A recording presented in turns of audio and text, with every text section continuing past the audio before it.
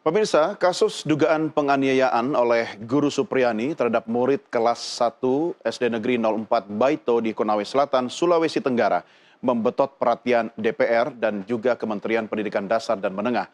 Rencananya tanggal 4 November mendatang, Komisi Hukum DPR akan memanggil Kapolri untuk membahas kasus guru honorer ini. Tapi di lain pihak, persidangan terhadap Supriyani terus berlanjut. Pada Rabu 30 Oktober lalu, jaksa menghadirkan 5 saksi, yaitu ayah dan ibu korban, serta 3 guru dari SD 04 Baito. Kami ajak Anda membahas terkait dengan tema ini, sudah kami hadirkan melalui sambungan Zoom, kuasa hukum keluarga korban, Laude Muhram Naadu. Dan juga nanti akan bergabung bersama kita anggota Komisi Hukum DPR, Nasir Jamil. Selamat sore, Bang Laude. Selamat sore, Pak. Ya, terima kasih bersama kami. Dan sebelum kita... Oke, saya akan langsung meminta pendapat Anda terkait dengan perkembangan kasus hingga saat ini. Apa perkembangan terkini dari sisi Anda sebagai kuasa hukum korban? Ya, terima kasih, Pak. Jadi perkembangan terkini, berdasarkan pemeriksaan saksi-saksi itu terdapat suatu fakta yang relevan ya. Bahwasanya benar terjadi pemukulan oleh Supriyani. Jadi saksi-saksi anak yang dihadirkan itu melihat semua bahwa Bu Supriyani ini memukul. Dan kejadiannya itu memang awalnya informasinya jam 10, namun ternyata itu di bawah jam 10, jadi sekitaran jam 8 atau jam 9 lah sekira sebelum itu. Dan meskipun ya ada beberapa saksi juga yang membantah, namun ada relevansi bahwa kejadian itu memang benar-benar terjadi.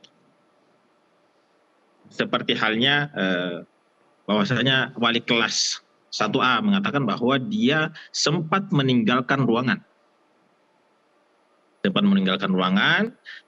Dan memberi tugas untuk menulis.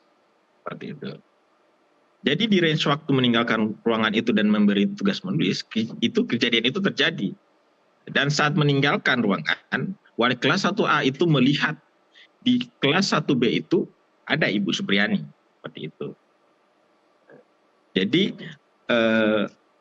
setelah meninggalkan kelas itu terjadi kejadian itu. Dan benar bahwa anak-anak berkata bahwa saat memukul Ibu Supriyani berkata bahwa disuruh nulis, bukan main-main. Jadi benar, pada saat itu disuruh wali kelas 1A menyuruh menulis. Dan pada saat memukul Ibu Supriyani berkata disuruh nulis, bukan main-main. Jadi itu ada sesuatu yang relevan. Betul bahwa keterangan anak ya, itu tidak menjadi pertimbangan mutlak. Namun itu jelas diatur ya di pasal 185 ayat 7H bahwa ketika keterangan anak ya yang tidak disumpah itu berkesesuaian dengan saksi fakta yang disumpah, maka itu bisa dipertimbangkan sebagai alat bukti lainnya yang sah. Dan itu bisa masuk dalam bukti petunjuk. Dan notabene di pasal 184, alat bukti petunjuk itu termasuk dalam alat bukti yang dipakai ya dalam memutuskan ini ya hasil dari persidangan ini. Ya. Ketika wali kelas 1A itu meninggalkan kelas ya, Pak Laude, disitulah terjadi kegaduhan di kelas ya, yang seharusnya mereka diberikan tugas menulis begitu. Nah, apakah ada fakta di persidangan yang menunjukkan bahwa wali kelas itu keluar meninggalkan kelas dalam waktu tertentu, setengah jam atau 1 jam, sehingga korelasinya terhadap pengakuan anak yang kemudian sebelumnya dikatakan jam 10 pagi, ini berubah menjadi jam 8 atau jam 9 pagi. Komentar Anda? Ya, betul. Jadi Bu Iza itu mengaku bahwa dia sempat meninggalkan kelas di jam 9. Jam 9 ya? Ya, di jam 9. Sempat jadi masih di masa sekolah ya? Masih di masa sekolah. Ya, kemudian anak-anak ini kalau misalnya mencocokkan waktunya, anak-anak ini kan tidak memiliki jam semua. Dan di dalam kelas itu tidak ada jam. Seperti itu. Namun benar terjadi bahwa wali kelas 1A ini Bu Iza meninggalkan kelas jam 9 dan melihat ada Ibu Supriyani di kelas 1B pada saat itu.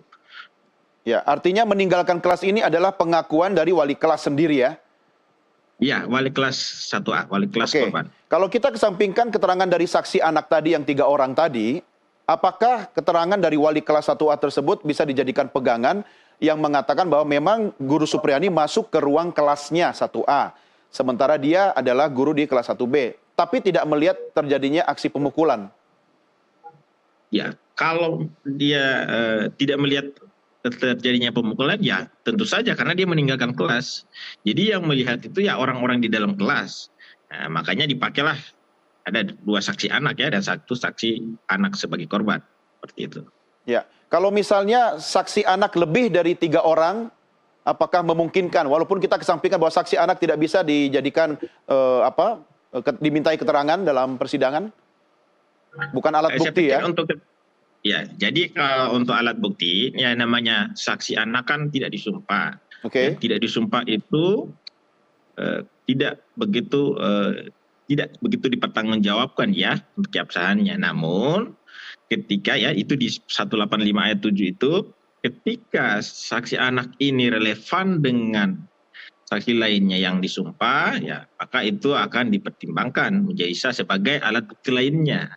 Nah, makanya akan relevan dengan alat bukti lain. Jangan lupa alat bukti lainnya ini ada banyak, termasuk visum et repertum, termasuk keterangan orang tua korban, ya termasuk keterangan saksi-saksi lainnya seperti itu. Oke, itu sebabnya menurut Anda eksepsi ditolak hakim? Kalau persoalan eksepsi ditolak hakim itu lain soal karena eksepsi yang diajukan oleh pengacara Supriyani itu sudah menyangkut aspek material dari perkara ini. Ya. Dan saya pikir banyak juga eksepsi dari mereka yang justru menyerempet ke hal-hal lain yang di luar pokok perkara seperti mempersoalkan penyidikan yang seharusnya itu ruang ujinya adalah di pra peradilan. Oke, kalau saksi atau keterangan dari pihak sekolah selain wali kelas itu siapa aja, Pak? Seperti kepala sekolah. Kepala Ya, sekolah kepala keterangannya sekolah apa dalam persidangan?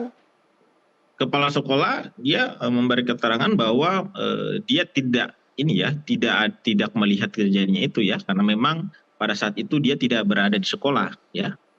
Hanya saja kepala sekolah itu ada dalam proses mediasi. Mediasi di tanggal 6 Mei ya. Jadi dia bersama Ibu Supriyani dan suami Ibu Supriyani itu datang ke rumah korban untuk meminta maaf. Jadi di situ Ibu Supriyani sempat meminta maaf dan mengakui kesalahannya.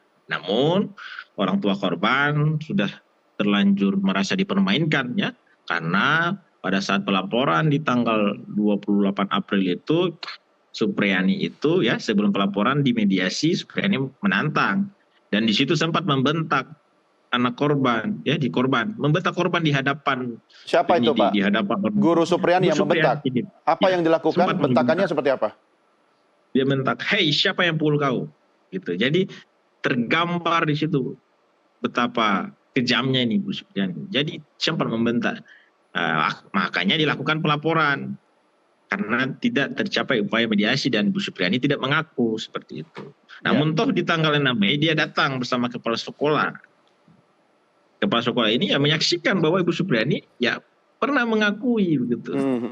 Ya, dari informasi atau keterangan yang kami peroleh dari kuasa hukum Ibu Supriyani yaitu Andri Darmawan, artinya bisa jadi bentakan itu adalah akibat intimidasi yang dialami oleh Guru Supriyani. Bagaimana Anda merespon soal ini? Saya pikir orang yang tertekan itu akan beda responnya ya. Jadi kalau orang mengakui kesalahan ya itu berbeda dengan orang yang tertekan ya. Kalau orang memeluk-meluk dan minta maaf ya itu pasti mengaku kesalahan. Dan notabene ya dalam fase-fase selanjutnya beberapa kali Ibu Supriyani itu mengaku bahwa dia memukul. Hanya saja dalam perkembangan ini ya mungkin karena sudah merasa di atas angin dan sudah sudah terkuasai oleh opini publik bahwa Supriyani tidak bersalah ya mungkin saja ada pihak-pihak lain yang membisik Ibu Supriyani hingga Ibu Supriyani ini merasa kuat-kuatan lah seperti itu. Oke, maksudnya pihak-pihak lain yang membisiki itu kira-kira siapa itu, Pak? Ya itu tentu saja pihak di sekeliling Ibu Supriyani ya. Kenapa kira-kira ada bisikan itu? Apakah mendapatkan keuntungan dari kasus ini atau mau dibawa kemana kira-kira? Kalau itu silakan ditafsirkan saja. Namun saya hanya berpendapat bahwa kok bisa sih Bu Supriyani tidak konsisten dengan sikapnya. Ya, ya. Kebetulan saya juga bukan tukang tafsir ya Pak Laude. Tapi kalau saya mendengarkan statement Anda tadi ketika menjadikan kepala sekolah itu sebagai salah satu saksi yang dimintai keterangannya, artinya apakah ini meneguhkan bahwa Anda ingin menyatakan bahwa proses mediasi sebenarnya sudah dilakukan sejak awal, tetapi gagal, begitu? Iya Pak, jadi proses mediasi itu sudah banyak kali. Ah, Jadi bahkan sebelum pelaporan di 28 April itu sudah dimediasi. Jadi sebelum dilapor Pak, itu sudah dimediasi. Namun Ibu Supriyani menantang. Setelah itu 6 Mei Ibu Supriyani datang. Itu kan proses mediasi juga ya. Datang dengan kepala sekolah, minta maaf. Nah, kemudian tanggal 10 Mei lagi, Bu Supriyani itu datang lagi. mm, mm, mm. Datang dengan kepala desa. Oke, Nah, di situ suami Ibu Supriyani mengeluarkan amplop ya. hingga membuat Pak Wibowo, orang tua korban ini tersinggung. Nah, Pak kita Kepala ini Desa teman, tidak kok dihadirkan datang? sekaligus, Pak? Tidak dihadirkan. Oke, tapi orang-orang yang jadikan saksi itu adalah orang-orang yang memang mengikuti proses sejak mediasi, begitu ya? Iya, ada Oke, di proses baik. mediasi. Kita juga sudah terhubung dengan anggota DPR Komisi 3, yaitu M. Nasir Jamil, melalui sambungan telepon. Selamat sore, Pak Nasir. Ya, selamat sore. Assalamualaikum warahmatullahi Waalaikumsalam wabarakatuh. warahmatullahi wabarakatuh. Pak Nasir, apa kabar? Sehat ya? Lama nggak ketemu? Ya, kabar baik, alhamdulillah. Ya, Sudah lama tidak ketemu. Dan mohon maaf kalau kameranya tidak begitu sempurna karena saya berada di dalam mobil. ya, siap. Hati-hati di jalan, Pak Nasir. Ini tentunya Anda sebagai anggota DPR mencermati kasus Guru Supriyani. Bagaimana perspektif Anda melihat kasus Guru Supriyani ini, Pak? Ya, tentu saja sebagai anggota DPR, saya memprihatinkan situasi ini terjadi dan muncul ke permukaan. Itu artinya memang ada sistem yang tidak berjalan sehingga kemudian mencuat ke ranah publik dan menjadi perbincangan di kalangan masyarakat dan tentu netizen. Dan akhirnya akhirnya apa? Saya lihat di media sosial muncul parodi-parodi gitu ya, Ya. di mana ada orang bertengkar lalu seseorang lewat lalu kemudian captionnya disebut guru tidak mau melerai takut nanti dilaporkan ke polisi dan lain sebagainya. Ini situasi yang tidak menguntungkan sebenarnya bagi dunia pendidikan di Indonesia. Ya. Nah karenanya nanti mungkin dalam rapat kerja dengan Kepala Kepolisian Republik Indonesia Hari Senin ya, Pak ya? yang direncanakan pada tanggal 4 November yang akan datang, kami akan menyampaikan masalah ini. Artinya memang harus lebih hati-hati, bukan takut ya, lebih hati-hati dalam menyikapi kasus-kasus yang terkait dengan Supriyani ini. Artinya jangan sampai kemudian ada Supriyani lainnya, dan tentu saja kita tidak mengetahui seperti apa peristiwa yang sebenarnya, tapi yang kita sayangkan ini muncul. Dan tentu saja ini sedikit mengganggu ya dunia pendidikan kita. Jadi ada sistem yang tidak berjalan itu artinya bahwa bagaimana pihak kepala sekolah, komite sekolah, guru, lingkungan, orang tua dan lain sebagainya. Jadi saya pikir tentu saja kita menghormati hak asasi manusia, tapi juga guru diharapkan juga bisa lebih mengedepankan yang namanya ya prinsip-prinsip kemanusiaan sampai mengajar. Jadi ini memang situasi yang sekali lagi tidak menguntungkan kalau kemudian masih terjadi di depan. Ya, oke, baik. Baik, Pak Nasir dan juga Pak Laude, kita rehat sejenak.